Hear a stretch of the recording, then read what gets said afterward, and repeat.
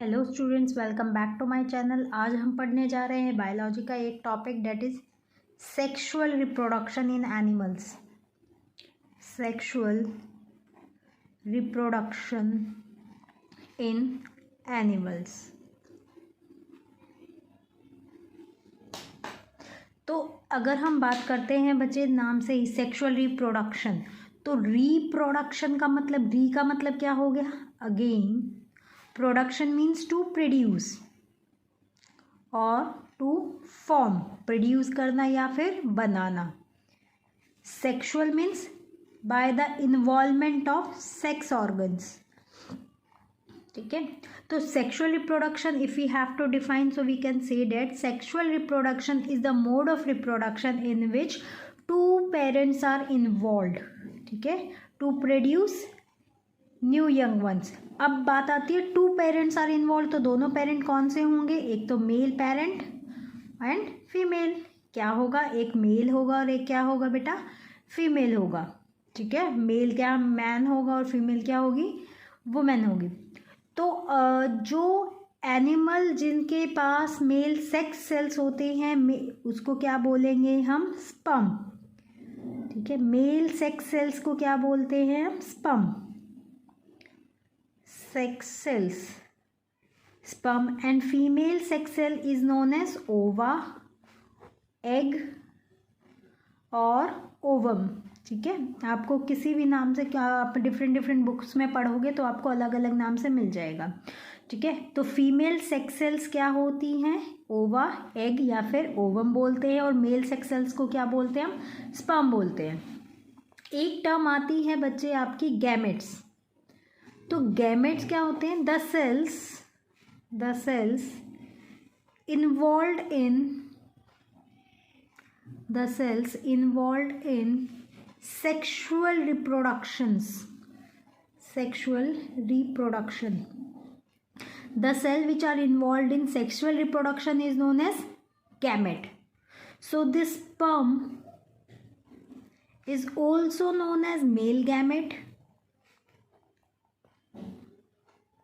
and this egg or we can say ova, इसको हम क्या बोलेंगे? Female gamete. क्या बोलेंगे बच्चे? इसको female gamete. And the process of fusion of male and female gamete, fusion of this male and female gamete is known as fertilization. इस process को क्या बोलेंगे हम बच्चे? फर्टिलाइजेशन। ठीक है, so what is fertilization? The process of fusion of male and female gamete is known as fertilization. ठीक है, अब जो प्रोडक्ट होता है फर्टिलाइजेशन का, product of to form zygote, तो product of fertilization is known as zygote. अब बात आती है बच्चे, ये जो हमारा फर्टिलाइजेशन होता है, this fertilization is further divided into two type. This fertilization is also further divided into two type. Internal fertilisation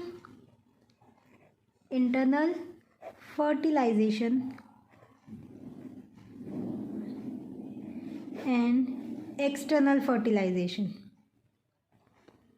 Internal and external fertilization. तो इंटरनल फर्टिलाइजेशन हमें नाम से ही समझ में आ रहा है, वो the mode of fertilisation in which the embryo और we can say the process of fertilisation takes place inside the female body. वो प्रोसेस जिसके अंदर फीमेल बॉडी के अंदर क्या होता है? आपका फर्टिलाइजेशन होता है। ठीक है, तो बोलेंगे fertilisation takes place inside the female body, ठीक है, तो जो फर्टिलाइजेशन होगी वो कहाँ होगी? फीमेल बॉडी के अंदर होगी। कौन सी process? By the process of copulation. ठीक है, which is also known as mating, जिसको हम क्या है? मेटिंग भी बोलते हैं। ये क्या होती है? हमारी इंटरनल फर्टिलाइजेशन। एग्जाम्पल लेंगे, सबसे कॉमन एग्जाम्पल क्या होता है आपका? ह्यूमंस, आपके बर्ड्स हो गए, रेप्टाइल्स, एसेट्रा। ठीक है, तो इंटरनल फर्टिलाइजेशन क्या होगी, वो फर्टिलाइजेशन जिसके अंदर जो बेबी डेवलप होता है, या फिर हम बोलेंगे जो प्रोसेस फर्टिलाइजेशन की जो प्रोसेस होती है वो कहाँ होगी, फीमेल बॉडी के अंदर होगी, बाय द प्रोसेस कॉपुलेशन। ठीक है, जिसको हम डिटेल में आगे पढ़ेंगे। नेक्स्ट आता है आपका एक्सटर्नल फर्टिलाइजेशन। एक्सटर्नल फर्टिलाइजेशन नाम से ही समझ में आ रहा है क्या हो रहा है, outside the female body, outside the female body. ठीक है, बाय द प्रोसेस इसके अंदर क्या होता है, कोलिजन होता है, वो हम देखेंगे कैसे। फॉर एग्जांपल हम लेते हैं फ्रॉग्स, फ्रॉग हो गया, फिशेस हो गया, फ्रॉग, फिशेस एसेट्रा। तो एक्सटर्नल फर्टिलाइजेशन में बच्चे क्या होता है कि जो मेल है, ठीक है, मेल क्या करते हैं, अपने स्पर्म रिलीज करेंगे वाटर के अंदर, और जो फीमेल है वो भी क्या करेगी, अपने एग रिलीज करेगी इनसाइड वाटर, और वहाँ पे क्या होगा, कॉलिजन होगा, और कॉलिजन होके नया जाइगोट बनेगा। अब आता है बच्चे एक छोटा सा क्वेश्चन आता है कि what is the importance of sexual reproduction, की जो हम ये सेक्सुअल रिप्रोडक्शन पढ़ रहे हैं इसकी इम्पोर्टेंस क्या है। तो सबसे मेन इम्पोर्टेंस क्या आती है इसके अंदर, वेरिएशन आता है, variation in a species, variation in a species. एक पर्टिकुलर स्पीशीज के अंदर क्या आते हैं, वेरिएशन आती है। जैसे अगर हम देखें कि ए सेक्सुअल रिप्रोडक्शन में क्या होगा, एक ही पेरेंट इन्वॉल्व होता है, अगर एक ही पेरेंट इन्वॉल्व होगा तो क्या होगा, उसके जैसे ही हमारी जो नेक्स्ट वेरिएशन आएगी, या फिर हमारी जो नेक्स्ट जनरेशन आती है उसके अंदर कोई भी जेनेटिक वेरिएशन नहीं हो पाता। ठीक है, लेकिन अगर हम सेक्सुअल रिप्रोडक्शन की बात करते हैं उसके अंदर क्या होती है, वेरिएशन आती है। वेरिएशन कैसे आएगी, सपोज एग्जांपल लेके चलते हैं कि आप हो, आपके मम्मी पापा का फ्यूज़न हुआ तो आप आए। अब अगर हम बात करते हैं बच्चे, आपके मम्मी डैडी अलग हैं, उनसे वैरायटी आई है, आपके पापा के मम्मी पापा अलग, उनसे वैरायटी, तो ऐसे ये जो वेरिएशन है ये आते हैं। अब एक क्वेश्चन और आता है बच्चे माइंड में इसको पढ़ते हुए कि हमें क्या है, हमने देखा है कि गैमेट हमारे, या फिर हम बोलेंगे जो ट्रेट्स हैं, जो कैरेक्टर हैं, वो कहाँ से ट्रांसफ़र होते हैं, फादर टू फादर, मदर, दोनों के मिलके कहाँ जाते हैं, नेक्स्ट जनरेशन मतलब जाइगोट के अंदर जाएंगे। अब बात आती है कि why the amount of DNA does not gate double during sexual reproduction, कि सेक्सुअल रिप्रोडक्शन के टाइम पे डीएनए का अमाउंट डबल क्यों नहीं होता। तो सबसे इसका रीज़नेबल आंसर क्या हो जाएगा बच्चे, कि जो ये गैमेट होते हैं, या फिर हम बोलेंगे ड्यूरिंग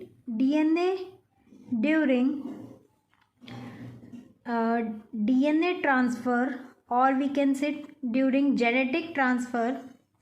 ठीक है, क्या होता है, only 50% of character, only 50% of characters are transfer from single parent.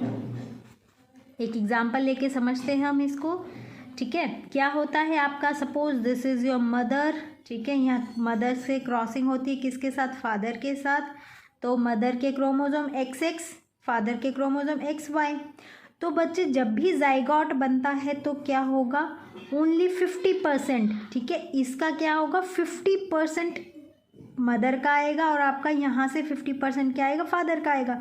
दोनों मिला के आपका क्या हो गया, 100%। ठीक है, और अगर हम बायोलॉजिकली इसको समझना चाहें तो जो हमारे गैमेट होते हैं they are haploid in number. ठीक है, ये हैप्लॉइड होंगे, यहाँ से जो गैमेट आएंगे वो क्या होंगे, हैप्लॉइड होंगे, और दोनों कंबाइन होके आपकी कौन सी स्टेज आती है, डिप्लॉइड स्टेज। ठीक है, मतलब ये N हाफ क्रोमोसोम यहाँ से, हाफ यहाँ से, यहाँ पे आगे क्या हो गए, 2N आ गए।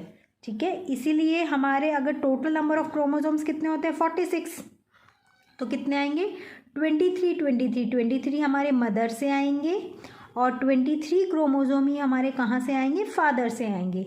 इसलिए बोला जाता है कि बच्चे डीएनए ट्रांसफ़र के टाइम पे जो क्रोमोसोम है या फिर डीएनए की अमाउंट है वो डबल नहीं होती। तो नेक्स्ट बात आती है बच्चे कि how sexual reproduction takes place in animals.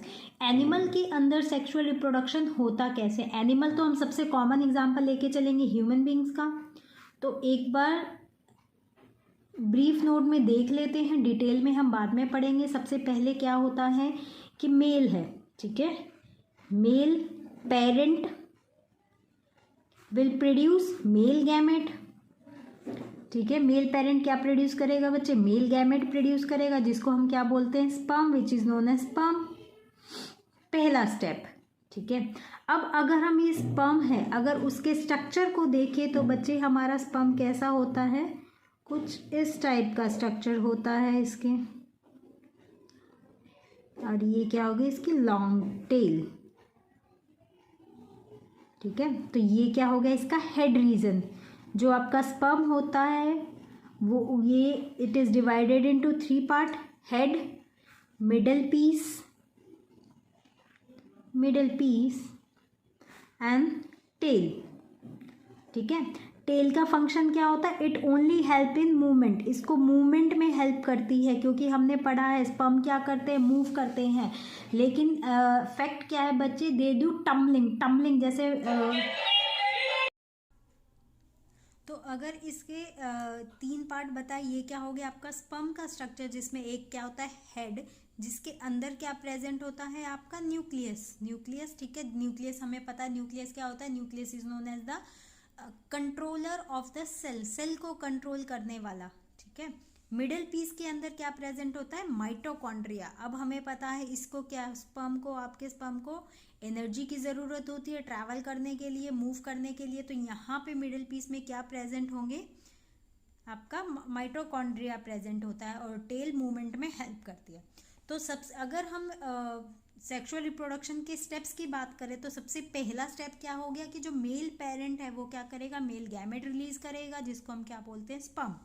और फीमेल गैमेट क्या करेगी, या फिर हम बात करेंगे फीमेल पेरेंट क्या करेगी, प्रोड्यूस करेगी फीमेल गैमेट, ठीक है, will produce female gamete which is known as egg और ओवा, जिसको एग और ओवा बोलते हैं। अब एक चीज ध्यान रखने वाली बात होती है बच्चे कि जो साइज होता है, ठीक है, साइज ऑफ ओवा is bigger than your sperm, ठीक है। जो स्पर्म का जो साइज होता है ओवा के कंपैरिजन में बहुत छोटा होता है, ओवा का साइज बड़ा होता है, और उसके अंदर साइटोप्लाज्म की अमाउंट भी क्या होती है, ज़्यादा होती है। अब उसके बाद सेकंड स्टेप हमारा आता है, क्या हुआ, मेल और फीमेल पेरेंट दोनों पेरेंट ने अपना एग रिलीज किया, ठीक है। जो स्पर्म होगा, ठीक है, स्पर्म क्या करेगा, एंटर करेगा कहाँ पे, ओवा के पास, स्पर्म विल एंटर टू ओवा, ठीक है। किसके थ्रू एंटर करता है, जो स्पर्म है वो एंटर करेगा ओवा के अंदर। अब स्पर्म रिलीज होगा कहाँ से, आपका मेल रिप्रोडक्टिव ऑर्गन, जिसको हम बोलेंगे टेस्टिस, जिसको हम डिटेल में आगे पढ़ेंगे अभी, ठीक है। तो स्पर्म रिलीज होगा, जाएगा ओवा के पास, वहाँ पे फ्यूज होगी by the process of fertilization, और क्या बनेगा आपका, जाइगोट बन जाएगा, और इस प्रोसेस को क्या बोलते हैं हम, ठीक है। जाइगोट हमारा बन गया। अब यहाँ पे जाइगोट में क्या होता है, डिवीजन होता है, ठीक है। जाइगोट के अंदर क्या होगा, डिवीजन होगा, और जिससे हमारा पूरा डेवलप्ड बेबी बन जाता है, ठीक है, जिससे क्या होगा, पूरा डेवलप्ड बेबी बन जाएगा, ठीक है। वो हम स्टेजेस आगे पढ़ेंगे कि जाइगोट के अंदर क्या होता है। जाइगोट में डिवीजन होगा तो आपका एम्ब्रियो बनता है, एम्ब्रियो में फर्दर डिवीजन के बाद आपका पूरा बेबी डेवलप हो जाता है। एक छोटा सा मेन टॉपिक स्टार्ट करने से पहले हमारा एक छोटा सा टॉपिक आता है जिसको बोलते हैं प्यूबर्टी। तो अगर हम प्यूबर्टी की बात करें तो प्यूबर्टी क्या होती है, it is the age at which sex hormones start producing, ठीक है। सेक्स हार्मोन रिलीज होना स्टार्ट हो जाते हैं। सेक्स हार्मोन हमने क्या पढ़ा, गैमेट। तो प्यूबर्टी क्या होगी, और इसको हम बोलेंगे it is also known as reproductive age, ठीक है। मेल के अंदर अगर हम बात करें तो मेल के अंदर कौन सा हार्मोन रिलीज होता है, टेस्टोस्टेरोन रिलीज होता है, टेस्टोस्टेरोन, ठीक है। और मेल के अंदर प्यूबर्टी किस एज में आती है, on an average of about 13 to 14 years, ठीक है। जब मेल चाइल्ड कितना होता है, 13 से 14 साल का होता है, तो उसके अंदर प्यूबर्टिकल एजेस स्टार्ट हो जाती है, मतलब टेस्टोस्टेरोन स्टार्ट होगा। इसका मेन फंक्शन हम आगे पढ़ेंगे। और अगर हम फीमेल की बात करते हैं, फीमेल में कौन से ईयर, एवरेज 10 to 12 ईयर्स, और बाकी आपकी डाइट पे डिपेंड करता है, आपके हॉर्मोन्स पे डिपेंड करता है, ठीक है। और तो फीमेल के अंदर हार्मोन कौन सा रिलीज होता है, जो फीमेल के अंदर सेक्स हार्मोन होता है वो कौन सा होता है, estrogen and progesterone, estrogen and progesterone, ये आपके फीमेल हार्मोन्स होते हैं या फिर फीमेल सेक्स हार्मोन्स होते हैं, which are produced from ovary after attaining puberty. अब अगर हम चेंजेस की बात करते हैं कि हमें पता कैसे चलता है कि हमारी बॉडी के अंदर या फिर हम प्यूबर्टिकल एज पे आ गए हैं, तो कुछ स्पेसिफिक चेंजेस होते हैं हमारी बॉडी में जिससे हमें पता चलता है कि वी हैव अटेन प्यूबर्टी। तो अगर हम मेल की बात करें तो मेल में क्या हो गया बच्चे, सबसे पहले हेयर अंडर आर्मपिट्स, ठीक है, आपके आर्मपिट्स एरिया में हेयर हो जाएंगे, इन प्यूबिक रीजन, ठीक है, जो प्यूबिक रीजन होता है, प्यूबिक रीजन या बोलेंगे, या फिर हम जो जेनाइटल रीजन होता है, जेनाइटल एरिया के अंदर आपके बिटवीन थाइज क्या हो गए, हेयर्स की ग्रोथ हो जाती है, ठीक है। चेस्ट पे, चेस्ट एंड फेस पे भी हेयर्स आ जाते हैं आपके, hairs on chest and face. और अगर आपका देखे जो आपकी बियर्ड एंड मुस्टैच, ठीक है, माउथ स्टैच मतलब जो दाढ़ी और मूंछ आती है, बियर्ड एंड मुस्टैचेस ग्रो करने लग जाते हैं, ठीक है। बॉडी कैसी हो जाती है, मस्कुलर बॉडी हो जाती है, बॉयज़ की मस्कुलर बॉडी हो जाएगी, ठीक है। चेस्ट एंड शोल्डर कैसे होते हैं, they become broaden, chest and shoulder, ठीक है। शोल्डर्स कैसे हो जाते हैं, ब्रॉडन हो जाते हैं, मतलब इनका इंक्रीज होने लग जाती है सरफेस एरिया, या फिर हम बोलेंगे ये मस्कुलर हो जाते हैं। टेस्टिस का साइज, जो पेनिस होता है, penis and testis become larger, ठीक है, क्या होंगे ये, लार्ज होने लग जाएंगे, बिकम लार्जर। और अगर हम वही बात फीमेल्स के अंदर करें तो फीमेल्स में भी क्या होगा, सेम, हेयर अंडर आर्मपिट्स, ठीक है, हेयर अंडर आर्मपिट्स, जो आर्मपिट्स आर्मपिट्स में हेयर, प्यूबिक रीजन के वहाँ पे हेयर हो जाते हैं, ठीक है। Enlargement of breast and hip, enlargement of breast and hip region और ब्रेस्ट रीजन वो एनलार्ज हो जाती है। वॉइस कैसी हो जाती है, बहुत श्रिल हो जाती है, मतलब बहुत तीखी आवाज़ हो जाती है, ठीक है। और हम बोलेंगे starting of menstruation cycle, menstruation cycle start हो जाती है। नेक्स्ट टॉपिक बच्चे हम स्टार्ट करते हैं ह्यूमन रिप्रोडक्टिव सिस्टम। तो ह्यूमन रिप्रोडक्टिव में सबसे पहला हम सिस्टम पढ़ेंगे द मेल रिप्रोडक्टिव सिस्टम, क्योंकि हमें पता है ह्यूमन में क्या आते हैं, मेल एंड फीमेल दोनों कंबाइन करके हमारी क्या होती है, रिप्रोडक्टिव प्रोसेस स्टार्ट होती है, ठीक है। तो सबसे पहले पढ़ेंगे हम female reproductive system, sorry male reproductive system. तो अगर हम मेल रिप्रोडक्टिव सिस्टम की बात करते हैं तो जो ऑर्गन्स इसके अंदर प्रेजेंट होते हैं या फिर जो पार्ट्स प्रेजेंट होते हैं वो कौन सा होता है, सबसे पहले टेस्टिस, इंडिविजुअली फंक्शन हम देखेंगे, ठीक है। पहले एक बार इनके नाम देख लेते हैं, स्क्रोटम, एपिडिडिमस, वॉस डिफरेंस,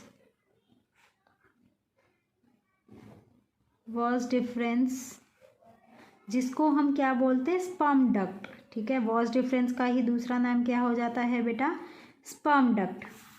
फिर आता है हमारा सेमाइनल वेसिकल्स, इंडिविजुअल इसके फंक्शन हम सबके देखेंगे स्टेप वाइज, ठीक है। और prostate gland and the last one is known as penis, तो बच्चे अगर हम सबसे पहले वन बाय वन इनका फंक्शन देखते हैं, तो सबसे पहले अगर हम टेस्टिस की बात करें तो टेस्टिस कैसी होती हैं, दे आर ओवल शेप्ड, ठीक है, कैसी होती है, ओवल शेप ऑर्गन होता है विच लाई आउटसाइड द एब्डोमिनल कैविटी। आप मेल के अंदर क्या होता है, उनकी एब्डोमिनल कैविटी के बाहर होती है, आउटसाइड दी एब्डोमिनल कैविटी। तो बच्चे ये अगर देखा जाए तो हमारा मेल और फीमेल के अंदर मेन डिफरेंस माना जाता है कि जो मेल रिप्रोडक्टिव पार्ट होता है या फिर जहाँ से स्पर्म फॉर्मेशन होती है मेल के अंदर, डेट इज टेस्टिस। टेस्टिस कहाँ होती है, बॉडी से बाहर प्रेजेंट होती हैं, ठीक है, आउटसाइड द एब्डोमिनल कैविटी। और लेकिन फीमेल में कहाँ होती हैं, ये बॉडी के अंदर प्रेजेंट होती हैं फीमेल्स के, ठीक है। तो अब अगर इनके फंक्शन की अगर हम बात करें, टेस्टिस के फंक्शन की अगर हम बात करते हैं तो सबसे पहला फंक्शन क्या हो गया, स्पर्म फॉर्मेशन, ठीक है। ये क्या करेंगी, स्पर्म फॉर्म करती हैं, सबसे पहला फंक्शन क्या हो गया, स्पर्म फॉर्मेशन। दूसरा क्या हो गया, मेल सेक्स हार्मोन, जो मेल सेक्स हार्मोन होता है कौन सा, टेस्टोस्टेरोन, टेस्टोस्टेरोन वो रिलीज करती हैं। तो टेस्टिस के दो फंक्शन हो गए, एक तो स्पर्म फॉर्मेशन हो गया और एक क्या हो गया कि to release male sex hormone that is known as testosterone, ठीक है। और we can say that testis are the primary reproductive organs in man, function हमने बता दिया। अब बात आती है बच्चे की why this testis are located outside the abdominal cavity, और outside the abdominal cavity present होती है, किसमें प्रेजेंट होती है, एक सैक लाइक स्ट्रक्चर प्रेजेंट होता है जिसको हम बोलते हैं स्क्रोटम, ठीक है, मस्कुलर पाउच, ठीक है, क्या हो गया, ये एक तरह से मस्कुलर पाउच होता है जिसके अंदर आपके टेस्टिस प्रेजेंट होती हैं। और कहाँ प्रेजेंट होगा, आउटसाइड द एब्डोमिनल कैविटी। अब क्वेश्चन ये आता है बच्चे कि why this testis are located outside the abdominal cavity, क्योंकि बच्चे स्पर्म फॉर्मेशन के लिए जो हमारे देखो हमारी बॉडी का टेम्परेचर कितना होता है 37 degree Celsius average body temperature.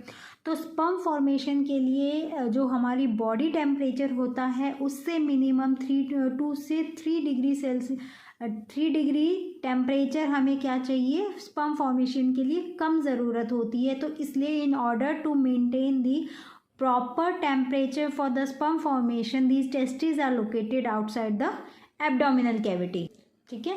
तो क्या हो गया कि आउटसाइड द एब्डोमिनल कैविटी क्यों प्रेजेंट होती है, क्योंकि जो ऑप्टिमल टेम्परेचर चाहिए होता है स्पर्म फॉर्मेशन के लिए that is around 34 degree Celsius, उसको मेंटेन रखने के लिए हमारी these testis are located outside the abdominal cavity. उसके बाद टेस्टिस ने क्या किया, देखो सबसे पहले क्या थी टेस्टिस, टेस्टिस कहाँ प्रेजेंट है, स्क्रोटम में प्रेजेंट है। टेस्टिस ने क्या बनाया, स्पर्म बनाया, ठीक है। अब ये जो स्पर्म बना ये कहाँ जाएगा, एपिडिडिमस में, ठीक है, कहाँ गया ये, एपिडिडिमस। अब बात करते हैं what is this epididymis. Epididymis क्या होता है, कॉइल्ड ट्यूब, ये क्या होती है, एक तरह से coiled tube like structure present होता है जहाँ पे जो हमारा स्पर्म होता है इट इज स्टोर्ड टेम्परेरी, ठीक है, क्या होता है, coiled tube like structure in which sperm is stored temporary, sperm is stored temporarily, ठीक है, टेम्पररी हमारा जो स्पर्म है वो यहाँ पे स्टोर होता है। अब यहाँ से जो एपिडिडिमस है, एपिडिडिमस से हमारा स्पर्म जो कहाँ जाएगा, ठीक है, आपके अगर नेक्स्ट इसकी फर्दर हम बात करें तो कहाँ जाएगा, ये वॉस डिफरेंस में जाएगा, ठीक है, वॉस डिफरेंस कहाँ जाएगा बच्चे, वॉस डिफरेंस में जाएगा। अब ये वॉस डिफरेंस क्या हो गया, वॉस डिफरेंस भी एक तरह से हम बोलेंगे स्पर्म डक्ट। वॉस डिफरेंस क्या होता है, हमारा स्पर्म डक्ट, जहाँ पे स्पर्म पास होता है, ठीक है, डक्ट होता है ये जहाँ पे स्पर्म रहता है। अब यहाँ से ये भी एक ट्यूब लाइक स्ट्रक्चर होता है। वॉस डिफरेंस से कहाँ जाता है, यूरेथ्रा में, ठीक है। अब यूरेथ्रा क्या हो गया, यूरेथ्रा हम कह सकते हैं बच्चे एक तरह से ओपनिंग हो गई, यूरेथ्रा क्या हो गया बच्चे, ओपनिंग हो गई, ठीक है। अब यूरेथ्रा के थ्रू कहाँ जाएगा, ब्लैडर से होता हुआ यूरेथ्रा में स्पर्म गया, यहाँ पे आते आते इसमें क्या होगा, जैसे ही स्पर्म आपका यूरेथ्रा तक आता है तो इसके अंदर दो ग्लैंड्स होते हैं हमारे, prostate gland and seminal vesicle gland. ठीक है, prostate gland and seminal vesicles. ठीक है, वेसिकल ग्लैंड, ये क्या करते हैं, सीक्रेट करते हैं। इनकी जो सीक्रेशन होती है, ये जो सब्सटेंस सीक्रेट करते हैं वो क्या होता है, आपके स्पर्म के साथ मिक्स होता है और वही आपका यूरेथ्रा तक आता है। और ये जो सीक्रेशन होती है इसका फंक्शन क्या हो गया, इट प्रोवाइड न्यूट्रिशन। इसका काम क्या हो गया, प्रोवाइड न्यूट्रिशन। और किसको न्यूट्रिशन प्रोवाइड करेगा, स्पर्म को। एक फंक्शन क्या होगा, न्यूट्रिशन प्रोवाइड करना, दूसरा क्या होगा, लिक्विडिटी को मेंटेन रखना। ठीक है, क्या करना, टू मेंटेन लिक्विडिटी। अब ये जो आपका क्या कहते हैं, स्पर्म में क्या हुआ, आपका सेमाइनल वेसिकल्स और प्रोस्टेट ग्लैंड का जो सीक्रेशन है वो रिलीज हुआ। ठीक है, स्पर्म में मिक्स हुआ और वो क्या हुआ, यूरेथ्रा के थ्रू, और इस यूरेथ्रा के थ्रू कहाँ, फिर पेनिस से कहाँ जाएगा, ये फीमेल बॉडी के अंदर। ठीक है, पेनिस से कहाँ जाएगा, इन फीमेल बॉडी। अभी हम फीमेल रिप्रोडक्टिव सिस्टम डिटेल में पढ़ेंगे। अब ये जो सीक्रेशन होती है बच्चे, प्रोस्टेट ग्लैंड और सेमाइनल वेसिकल ग्लैंड की जो सीक्रेशन होती है उसको हम क्या बोलते हैं, semen. It is known as semen. तो आपने सुना भी होगा कि जो मेल के अंदर इनफर्टिलिटी होती है उसमें हम सीमन एनालिसिस करते हैं। तो सीमन एनालिसिस क्या होता है, यही आपके इन्हीं दोनों का लेवल चेक किया जाता है, उसी को हम क्या बोलते हैं, सीमन एनालिसिस। ठीक है, तो जो सिक्रेशन होगी सेमाइनल वेसिकल्स की और प्रोस्टेट ग्लैंड की, वो क्या करेगी, न्यूट्रिशन प्रोवाइड करेगी स्पर्म को और उसके ट्रांसपोर्ट को ईजी कर देगी। ठीक है, ट्रांसपोर्ट को क्या करेगी, ईजी करेगी। अब एक चीज़ ध्यान रखने वाली बात है बच्चे, आप स्टार मार्क कर लीजिए कि sperm passage and urine passage. ठीक है, यूरिनेशन और स्पर्म पैसेज के लिए मेल के अंदर सिंगल ओपनिंग होती है। ठीक है, there is no separate opening, single opening present होती है, उसको बोलते हैं हम यूरेथ्रा। ठीक है, ये क्या होती है, सिंगल ओपनिंग प्रेजेंट होती है जिसको हम बोलते हैं यूरेथ्रा। अब यूरेथ्रा क्या करता है, स्पर्म को कैरी करता है पेनिस में। ठीक है, एक ऑर्गन में जो होता है आउटसाइड द बॉडी प्रेजेंट होता है। अब ये क्या करेगा, पेनिस मैन बॉडी से फीमेल बॉडी की वेजाइना में ड्यूरिंग प्रोसेस ऑफ कॉपुलेशन ये क्या करता है, आपके स्पर्म को पास करता है। तो यहाँ पे बच्चा आपका पूरा मेल रिप्रोडक्टिव सिस्टम ख़त्म होता है। नेक्स्ट हम देखते हैं फीमेल रिप्रोडक्टिव सिस्टम। तो अभी हम पढ़ने जा रहे हैं हमारा next second part, that is female reproductive system. Female reproductive system. अब अगर हम फीमेल रिप्रोडक्टिव सिस्टम की बात करें बच्चे, तो इसके ऑर्गन्स की अगर हम बात करें बच्चे फीमेल रिप्रोडक्टिव सिस्टम के, तो इसमें क्या क्या प्रेजेंट होती है, ओवरीज, ओविडक्ट, ठीक है, which is also known as fallopian. तो ओविडक्ट को ही हम क्या बोलते हैं बच्चे, फेलोपियन ट्यूब, फेलोपियन ट्यूब। ठीक है, और क्या होता है इसके अंदर, यूट्रस एंड वेजाइना। ठीक है, these are the organs of female reproductive system. तो सबसे पहले फंक्शन वाइज देखते हैं, इंडिविजुअल फंक्शन देखते हैं। तो ओवरीज कैसी होती हैं, they are also oval shaped.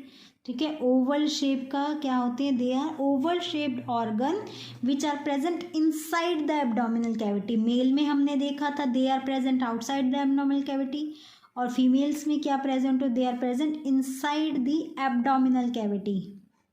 ठीक है, आपके एब्डोमिनल कैविटी या फिर आपके एब्डोमेन के अंदर प्रेजेंट होती हैं ओवरीज। ठीक है, अब फीमेल के अंदर कितनी होती हैं, they are in 2 pairs, sorry they are in pair, मतलब 2 इन नंबर। ठीक है, तो नंबर में कितनी होंगी, ओवरीज कितनी होती हैं बच्चे, 2। तो जो मेन फंक्शन होता है ओवरी का वो क्या होता है, टू रिलीज एग। तो ओवरी के फंक्शन की अगर हम बात करें तो पहला फंक्शन क्या हो गया, to release egg, egg release करना, ठीक है। दूसरा क्या करना, आपका जो सेक्स हार्मोन होते हैं जैसे एस्ट्रोजन एंड प्रोजेस्टेरॉन, जैसे मैंने आपको पहले बताया estrogen and progesterone, progesterone they are known as female sex hormone, उनको रिलीज करना, to release egg and to release estrogen and progesterone, ये क्या होता है, ओवरी का फंक्शन होता है। अब ये जो बच्चे ओवरी होती है ये जब तक मेंस्ट्रुएशन साइकिल फीमेल में स्टार्ट नहीं होती तो इसके अंदर क्या बहुत सारे फॉलिकल्स प्रेजेंट होते हैं, या फिर हम बोलेंगे एक तरह से follicles are known as unripe egg, ठीक है। इसमें क्या प्रेजेंट होती है, और बहुत सारे फॉलिकल्स प्रेजेंट होते हैं, और फॉलिकल्स कब तक प्रेजेंट होते हैं, they are also known as unripen egg, ठीक है। तो जब रिप्रोडक्टिव फेज स्टार्ट हो जाता है, या फिर हम बोलेंगे फीमेल के अंदर जब मेंस्ट्रुएशन साइकिल स्टार्ट हो जाती है, तो यही फॉलिकल क्या होते हैं, day mature and become egg, ठीक है। इनके क्या बनते हैं, एग बनते हैं, ठीक है। तो क्या होगा आपका, ओवरीज के पास जैसे ही स्टार्टिंग में हमने क्या देखा, ओवरीज के आगे क्या प्रेजेंट होता है, फेलोपियन ट्यूब। ओवरीज ने क्या किया, एग रिलीज किया, और कहाँ गया आपका, फेलोपियन ट्यूब में। फेलोपियन ट्यूब को ही हम क्या बोलते हैं, ओविडक्ट बोलते हैं, ठीक है। अब ये जो ओवम है, ओवम ने जो एग रिलीज किया या फिर जो एग सेल रिलीज हुए हैं ओवरी से, वो कहाँ जाएंगे, ओविडक्ट में जाएंगे, ठीक है। Through it's funnel opening, funnel shaped opening होती है, और जहाँ पे उसको फर्टिलाइजेशन के लिए स्पर्म के लिए वेट करती है। तो बच्चे हम बोल सकते हैं कि जो फर्टिलाइजेशन होती है फीमेल के अंदर वो कहाँ होती है, फेलोपियन ट्यूब में होती है। हम इसको आगे डिटेल में पढ़ेंगे। तो अब ये जो ओविडक्ट है या फिर फेलोपियन ट्यूब है, it is connected to a bag like structure which is known as uterus, ठीक है। It is connected to a bag like structure. ये जो दो ओविडक्ट होंगी, दो फेलोपियन ट्यूब होंगी, ये क्या करेंगी, किससे कनेक्टेड होती है, यूट्रस से। ये कैसा होता है, बैग लाइक स्ट्रक्चर होता है, जहाँ पे आपका फर्टिलाइजेशन के बाद जो बेबी है वो क्या होता है, इम्प्लांट होता है और 9 मंथ के लिए सर्वाइव करता है। तो इस यूट्रस को हम वॉम्ब भी बोलते हैं। This uterus is also known as womb, ठीक है। यूट्रस को क्या बोलेंगे, हम वॉम्ब बोलेंगे। अब ये जो एग है, यहाँ पे फेलोपियन ट्यूब में फर्टिलाइजेशन हुई, फर्टिलाइजेशन होने के बाद इम्प्लांटेशन होती है यूट्रस के अंदर, ठीक है। यहाँ पे जो बेबी है वो पूरा क्या करेगा, 9 मंथ में 9 मंथ तक डेवलप होता है। अब ये जो है किसके थ्रू, सर्विक्स, बेबी यहाँ पे पूरा यूट्रस में 9 मंथ डेवलप रह होता है, ठीक है।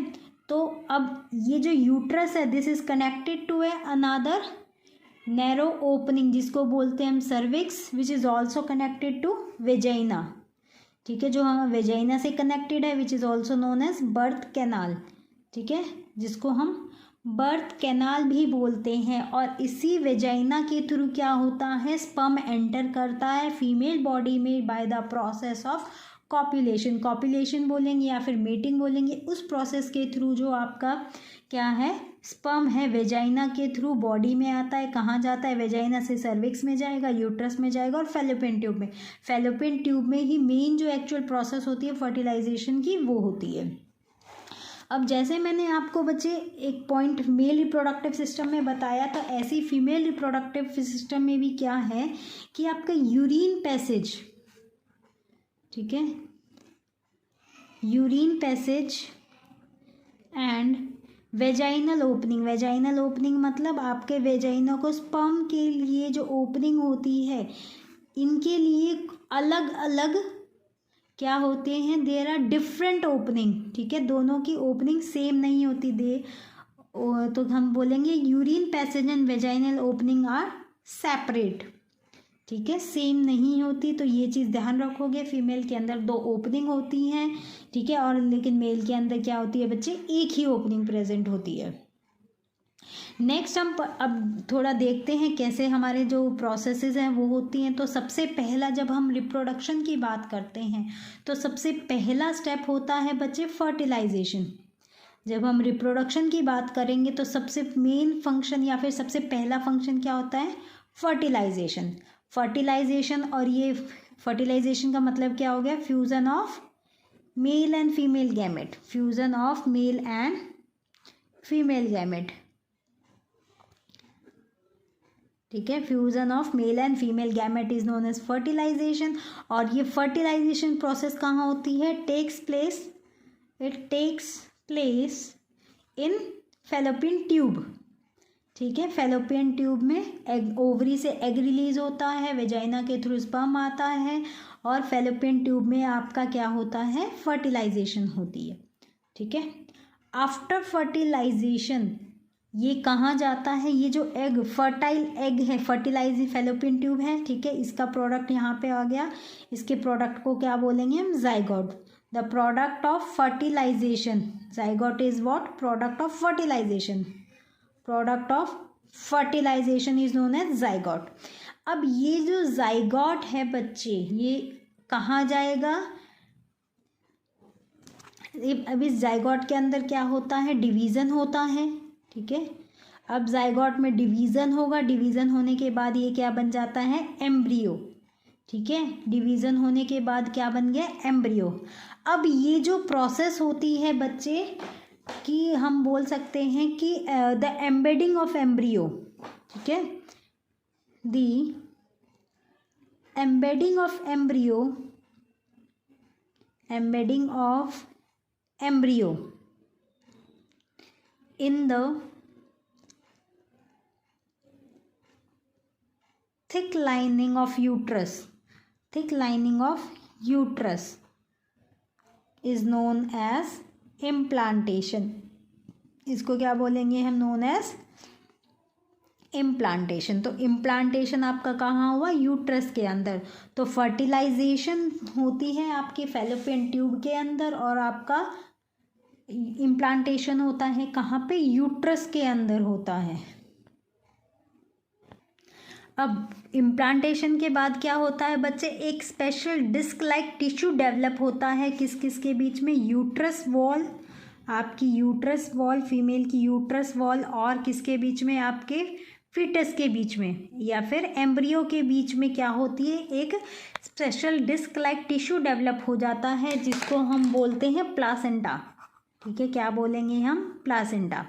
अब इस प्लासेंटा का फंक्शन क्या हो गया कि जितना भी एक्सचेंज होगा न्यूट्रिएंट का मदर और बेबी के बीच में, ठीक है, यूट्रस वॉल या फिर हम बोलेंगे मदर और फीटस, बेबी के बीच में क्या होती है? एक कनेक्शन जॉइंट हो जाता है, डिस्क लाइक से ट्यूब लाइक स्ट्रक्चर बनता है, उसको बोलते हैं हम प्लासेंटा। अब प्लासेंटा के फंक्शन की अगर हम बात करें तो इसका काम क्या हो गया? एक्सचेंज ऑफ न्यूट्रिएंट, ठीक है, कि मम्मी ने जो खाना खाया वो बच्चे को लगा, एक्सचेंज ऑफ न्यूट्रिशन हो गया, ऑक्सीजन गैसेस का एक्सचेंज हो गया, या फिर जो वेस्ट मटेरियल, ठीक है, वेस्ट मटेरियल जो बेबी ने रिलीज़ किया वो भी किसके थ्रू होगा? आपका एक्सचेंज किसके थ्रू होता है? प्लासेंटा के थ्रू ही होता है। अब एक छोटी सी टर्म आती है बच्चे, गेस्टेशन। गेस्टेशन क्या हो गया? आपके फर्टिलाइजेशन से लेके, what is gestation? Time period from fertilization to birth of the baby, birth of baby, ये जो टाइम पीरियड होता है इसको बोलते हैं हम बच्चे गेस्टेशन पीरियड, ठीक है। टाइम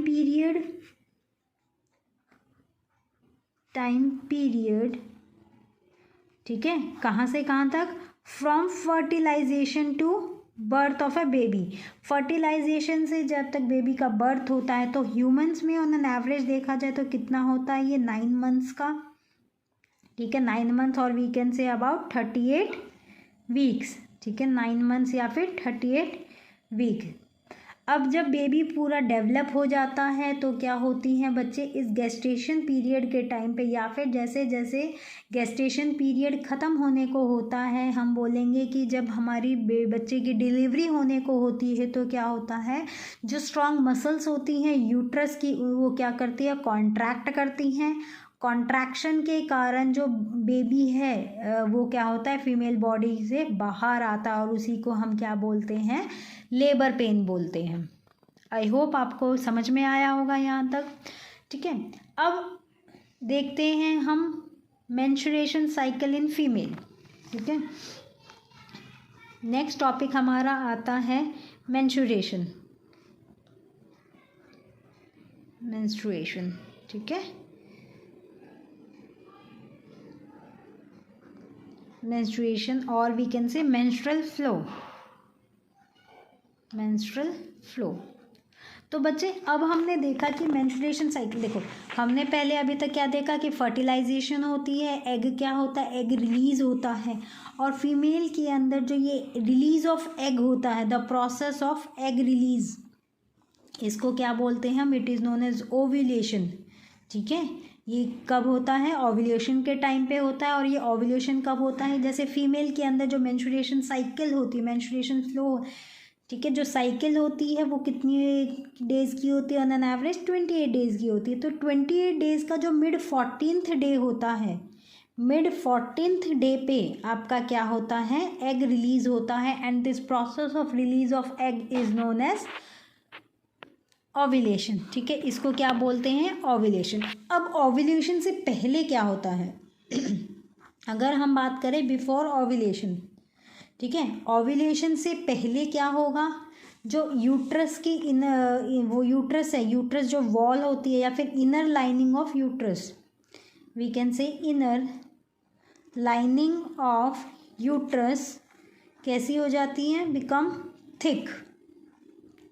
और थिक ये किसके कारण होती है, ड्यू टू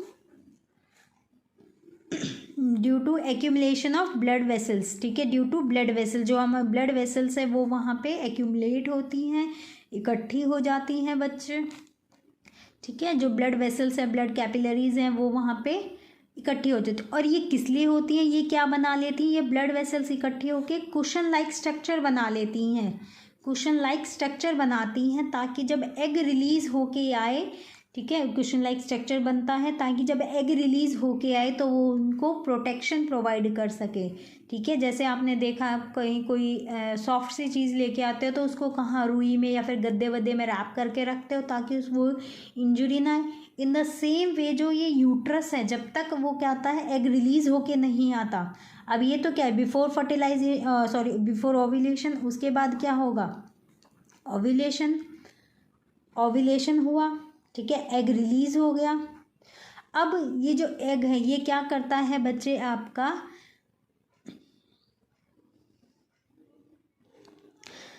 ठीक है, यहाँ पे ओव्यूलेशन के टाइम पे क्या होगा, जो अगर ओव्यूलेशन हुआ, एग रिलीज हो गया, एग को स्पर्म मिल गया और फर्टिलाइजेशन प्रोसेस हो गई, तो हमारा क्या होगा, पूरा बेबी डेवलप करे। इन केस अगर फर्टिलाइजेशन नहीं होती, ठीक है, इन केस नो फर्टिलाइजेशन, अगर फर्टिलाइजेशन नहीं होती है, ठीक है, अगर फर्टिलाइजेशन नहीं होगी तो उसका मतलब क्या होगा, ये जो यूट्रस की लाइनिंग है, यूट्रस वॉल क्या करती है, कॉन्ट्रैक्ट करती है, यूट्रस वॉल कॉन्ट्रैक्ट होंगी, जिससे क्या होगा, जो हमारी ब्लड वेसल्स है, ब्लड कैपिलरीज थी, ठीक है, वो क्या करेंगी बच्चे, ब्लड वेसल्स रप्चर होती हैं और वेजाइना के through in the form of blood, vaginal bleeding जिसको बोलेंगे, वेजाइना के through in the form of blood कहाँ आती हैं, बाहर आती हैं, और इसी को हम क्या बोलते हैं, मेंस्ट्रुएशन। ठीक है, मेंस्ट्रुएशन या फिर मेंस्ट्रुएशन साइकिल क्यों बोलते हैं बच्चे, क्योंकि ये हर मंथ अपने आप को क्या करती हैं, रिपीट करती। ठीक है, तो मेंस्ट्रुएशन क्यों बोला हमने, या फिर मेंस्ट्रुएशन साइकिल इसको क्यों बोला, क्योंकि ये जो साइकिल होती है हर एक 28 डेज़ के बाद अपने आप को रिपीट करती है, इसलिए इसको बोलते हैं हम मेंस्ट्रुएशन साइकिल। तो ये जो बिगनिंग होती है बच्चे मेंस्ट्रुएशन साइकिल, इससे हम क्या कह सकते हैं, this is also the beginning of reproductive health, क्योंकि एग रिलीज होता है तभी क्या होगा, अब एग रिलीज कब होता है, प्यूबर्टी के बाद एग रिलीज होगा, फर्टिलाइजेशन नहीं होती, फर्टिलाइजेशन होने के बाद आपका क्या होता है, अगर फर्टिलाइजेशन हो गई तो बेबी पूरा कंसीव हो जाएगा, मतलब पूरा बेबी, अगर नहीं हुई तो आपका मेंस्ट्रुएशन साइकिल। अब बच्चे ये जो मेंस्ट्रुएशन साइकिल है इसको कौन कंट्रोल करता है? कुछ हार्मोन्स होते हैं जो इस मेंस्ट्रुएशन साइकिल को कंट्रोल करते हैं। तो बेसिकली ये जो मेंस्ट्रुएशन साइकिल है, जो हमने फीमेल हार्मोन्स पढ़े थे बेटा, ये क्या है, परमानेंट नहीं होती। जैसे मेल के अंदर क्या होता है, जो टेस्टोस्टेरोन हार्मोन होता है वो as long as a man is healthy, testosterone क्या होगा, रिलीज ऑफ टेस्टोस्टेरोन मतलब स्पर्म फॉर्मेशन। तो हम कह सकते हैं कि जब तक एक आदमी हेल्दी होता है तो उसके बॉडी के अंदर स्पर्म फॉर्मेशन होती रहेगी। स्पर्म फॉर्मेशन होने का मतलब ही इज एबल टू फर्टाइल, वो फिजिकली फिट है, फर्टाइल होने के लायबल है। लेकिन फीमेल में ऐसा नहीं होता। तो एक टर्म आती है बच्चे मीनोपोज एंड मिनार्क, और वी कैन से मिनार्क एंड मीनोपोज। तो menarche is starting of menstruation cycle, ठीक है। स्टार्टिंग जो होती है मेंस्ट्रुएशन साइकिल की उसको क्या बोलते हैं, मिनार्क, जो कब होती है at an average of about 10 to 12 years, ठीक है, जब फीमेल प्यूबर्टी पे आती है। और मीनोपोज क्या हो गया, स्टॉपेज ऑफ मेंस्ट्रुएशन साइकिल। जो ये मेंस्ट्रुएशन साइकिल है ये जब रुक जाती है तो उसको क्या बोलते हैं, उस कंडीशन को क्या बोलेंगे, मीनोपोज। मतलब ये होती है बच्चे 40 to 45, और कहीं कहीं पे आपको किसी बुक में 45 to 50 ईयर्स ऑफ एज भी आपको पढ़ने को मिलेगा, ठीक है। तो इसी टाइम ड्यूरेशन के बीच में जो आपके सेक्स हार्मोन्स होते हैं फीमेल के अंदर, कौन कौन से हमने पहले भी पढ़े हैं, प्रोजेस्टेरॉन एंड एस्ट्रोजन, ये दोनों क्या होते हैं बच्चे, रिलीज होते हैं, ठीक है। आई होप आपको ये यहाँ तक समझ में आया होगा। इसका नेक्स्ट पार्ट हम बर्थ कंट्रोल अभी पढ़ेंगे, ठीक है। अब यहाँ तक अगर आपको कोई डाउट आता है बच्चे, you can drop down me in my comment box. Next हमारा आता है, the last topic of this chapter is birth control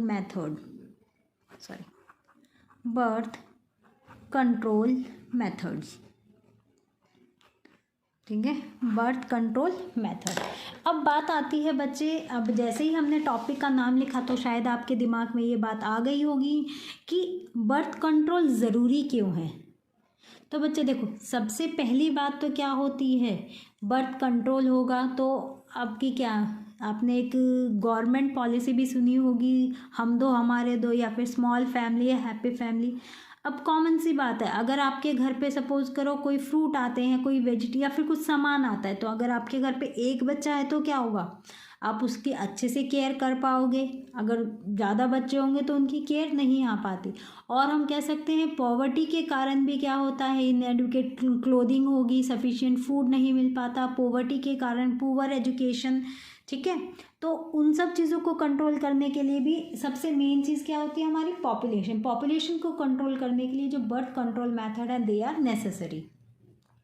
तो हम कह सकते हैं the prevention of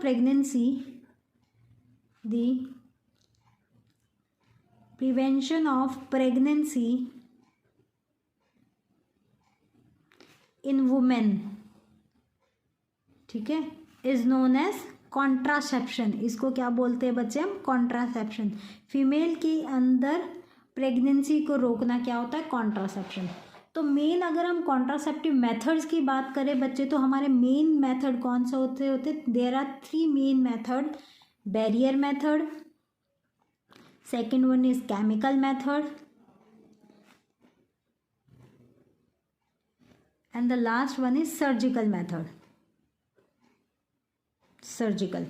barrier method में आपके क्या आते हैं, कॉन्डोम्स, ठीक है, डायफ्राम,